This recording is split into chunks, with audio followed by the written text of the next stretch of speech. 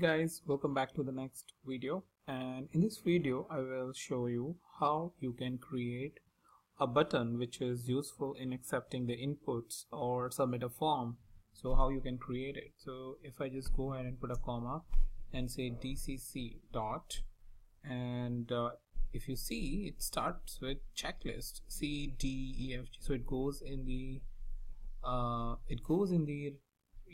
alphabetical order, and there is no B, which is button. So if I just try BUTTON, it does not give me anything.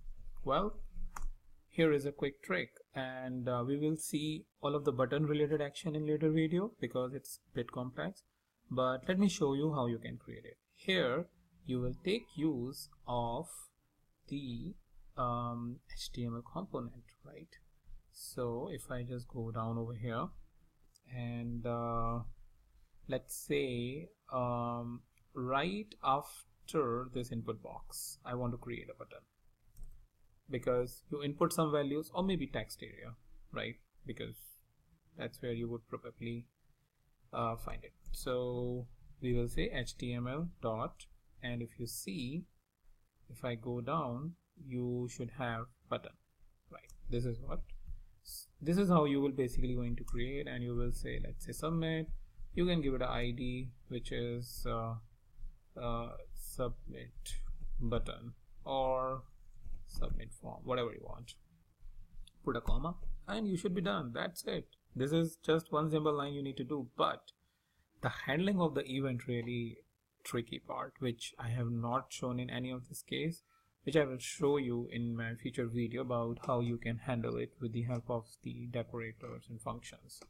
So if I go ahead and execute it, fine. If I go ahead and execute it, it's fine. And let's see this. So here, after this, I have this submit button. Now it is why it is not coming down, because we have not given a break tag.